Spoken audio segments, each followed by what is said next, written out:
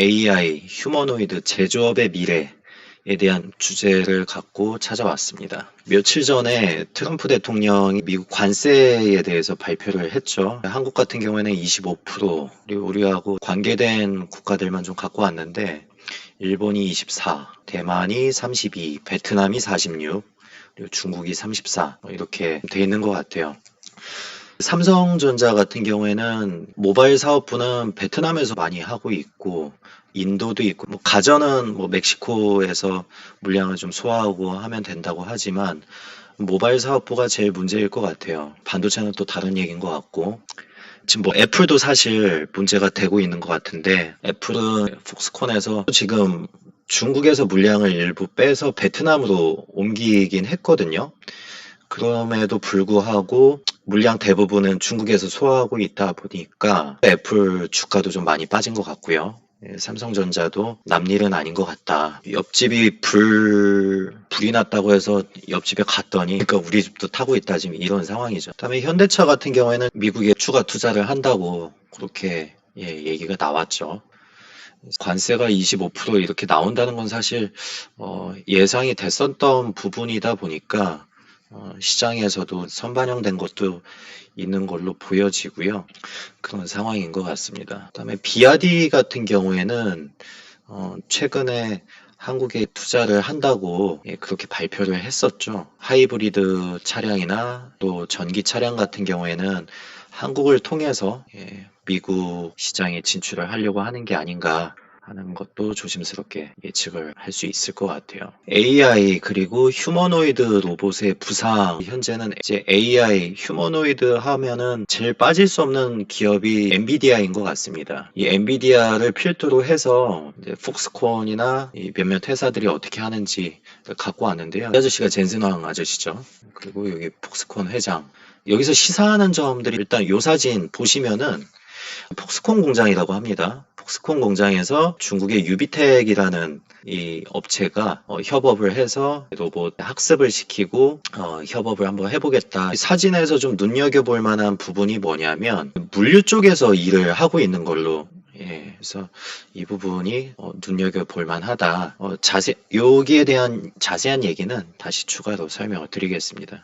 그래서 이쪽이 이제 휴머노이드 유비텍이 지향하는 게 인더스트리얼 쪽에서 이런 어플리케이션 솔루션을 자기들은 지향한다 이렇게 보여주고 있는 것 같고요. 요거는 폭스콘에서 일부 자동화하는 라인 이렇게 보여주고 있고요. 유비텍 같은 경우에는 지금 폭스콘뿐만이 아니라 중국 기업들 지리자동차나 비아디 이런 쪽하고도 협업을 하고 있는 걸로 그렇게 보여주고 있습니다. 그 다음에 BMW는 미국의 피규어라는 회사의 피규어 제로2 모델 갖고 협업을 하고 있는 걸로 그렇게 나와왔습니다. 완전하게 실질적인 라인에 투입이 된 걸로는 보여지지 않고요. 실증을 띄고 있다. 이 정도 선까지 이해하면 될 것 같아요. 다음은 협업의 한계성인데 젠슨왕 갖고 왔는데 여기 보시면 보스턴 다이내믹스처럼 생긴 애도 있고 다른 몇몇 모델들이 있죠.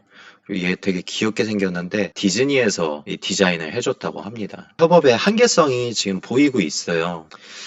일단은 그 한계성을 얘기하기 전에 먼저 삼성을 좀 얘기를 드려보면은 베트남에 있는 삼성전자 사진을 가져왔습니다. 보시다시피 모바일 사업부 같은 경우에는 완전 자동화가 될래야 될 수가 없는 그런 구조예요, 지금. 첫 번째, 서플라이 체인 이슈가 있습니다. 이건 모든 업체들이 다 동일하지만 100% 내재화를 하진 못하거든요. 다 이제 공급업체, 협력업체가 있는 거죠. 그래서 협력업체에서 물건을 1차적으로 만들어주면 삼성전자에 일단 입고가 돼서 검사를 먼저 하고 그 다음에 그 관련된 또 추가 생산이 됐든 조립이 됐든 하고 최종 조립이 된 그 완제품에 대해서 검사를 하고 포장을 해서 출하하는 기본적인 구조는 이렇게 되는 거죠. 제가 단순하게 몇 가지 단어로 표현을 했지만 이 안에는 무수히 많은 공정이 들어가 있어요. 예전에 제가 이 자동화 라인 쪽에서도 일을 조금 했었거든요. 그때 경험해본 거를 비추어 보면 삼성전자의 1차 협력업체 기준에서 표현을 한번 해볼게요. 1차 협력업체조차도 공정에 대해서 자기들이 모든 플로우는 본인들이 짜겠지만 그 플로우에 들어가는 각각의 이 장비들을 직접 생산을 하거나 설계를 하거나 디자인을 하지는 않습니다. 뭐 그렇게까지 하는 업체들도 있지만 대부분의 1차 협력 업체조차도 자기들이 직접 디자이닝조차도 하지 않아요. 다 외주를 맡기거든요.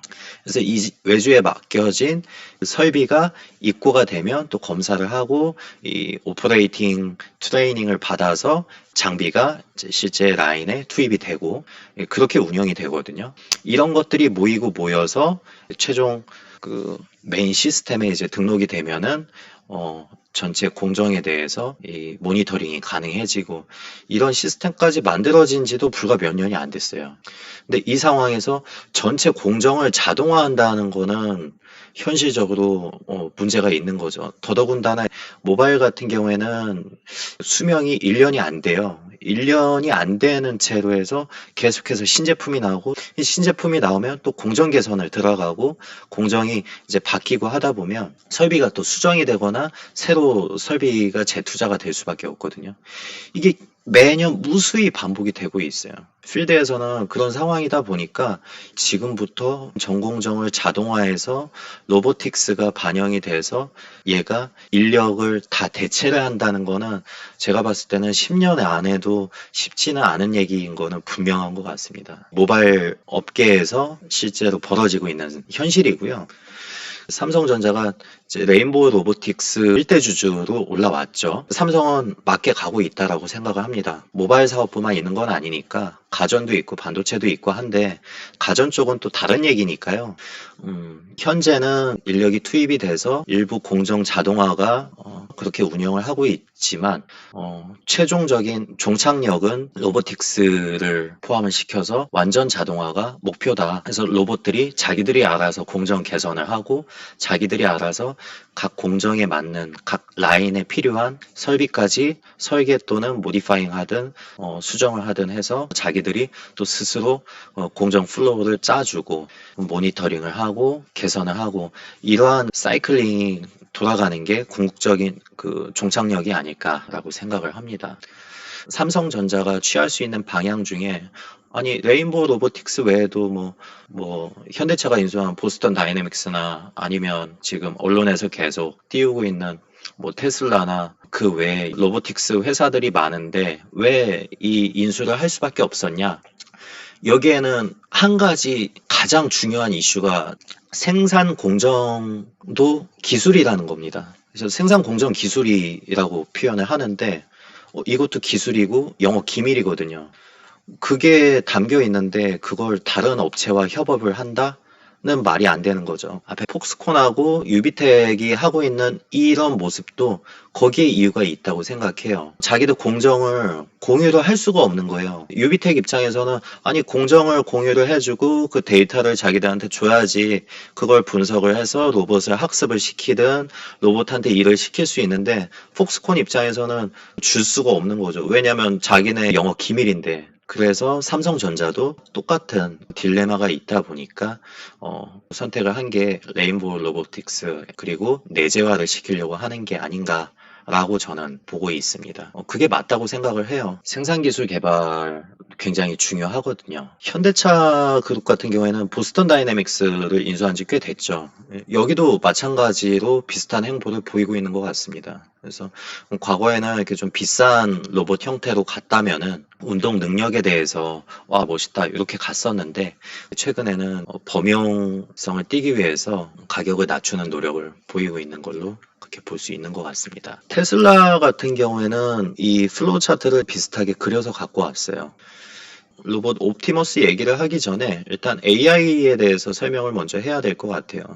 테슬라가 갖고 있는 게 일단 첫 번째로 도조 컴퓨터가 있고요. 그래서 이 기반으로 해서 이제 얘네 자체 데이터 센터도 구축을 해놨고 1차적으로 얘네가 했었던 게 도조 컴퓨터하고 데이터 센터를 갖고 FSD를 먼저 돌렸습니다. 이게 몇 년 됐죠. FSD는 뭐냐면은 테슬라 차량에 장착된 비주얼 카메라를 센서들을 갖고 자율주행을 구현을 시킨 풀 셀프 드라이빙 시스템으로 이해를 하시면 되겠죠. 이걸 하기 위해서 이 슈퍼컴퓨터 도조하고 GPU가 잔뜩 담긴 데이터 센터를 활용을 했었던 거고, 보통 AI 하면 가장 유명한 게 오픈 AI잖아요. 걔네 같은 경우에는 라지 랭귀지 모델이니까 텍스트 기반 모델이거든요. 테슬라 같은 경우에는 이 비주얼 기반으로 해서 학습이 이루어졌었던 거고, 이 짓을 몇 년간 했고 거기에 관련된 데이터를 어마무시하게 쌓아놨어요.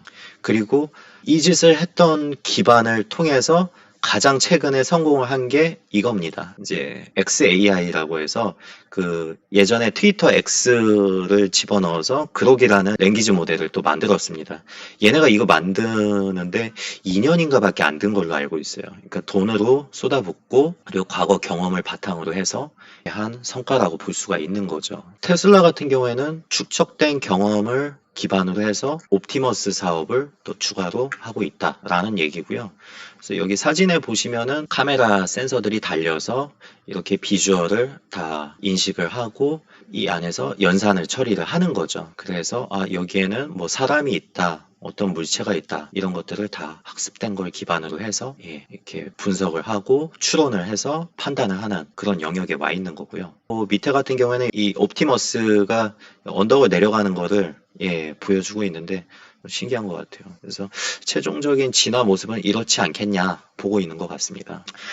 여기 대항마는 엔비디아인 것 같아요. 현재는 엔비디아가 지금 하고 있는 게 아이작 심 모델이라고 해서 로봇에 대해서 기존의 이 텍스트 기반 학습 환경을 조성을 한 게 아니고 비주얼 기반에서 시뮬레이션 학습 환경을 얘들이 조성을 했거든요. 아이작 심 로봇 휴머노이드 하고 싶은 사람들 자기는 시뮬레이션 환경이 있으니까 여기 와서 학습을 시키면 된다. 그러면 실제 이 물리적 환경, 인간의 영역이 아니고 이 시뮬레이션 가상 환경에서 학습을 시킬 수 있으니까. 근데 여기서 오는 문제가 지금 뭐냐면은 데이터가 너무 불충분해요. 그러니까 AI를 학습을 시키려면 데이터를 기반해서 학습을 시켜야 되는데 데이터가 없는 거죠.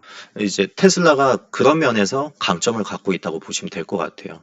얘네는 이미 비주얼 데이터를 많이 확보를 해놓은 상태거든요. 그런데 경쟁사 같은 경우에는 이제 부족함이 있는 거죠.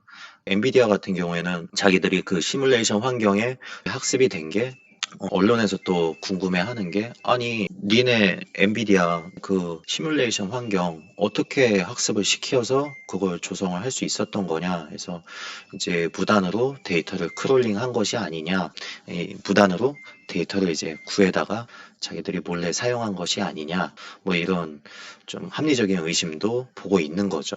그래서 결국에는 데이터가 없는 상태에서 이 AI를 학습을 시킨다는 있을 수가 없는 얘기고, 그러면 결국에 데이터를 갖고 있는 놈이 왕이다라는 게 이제 결과론적으로 나오는 거죠.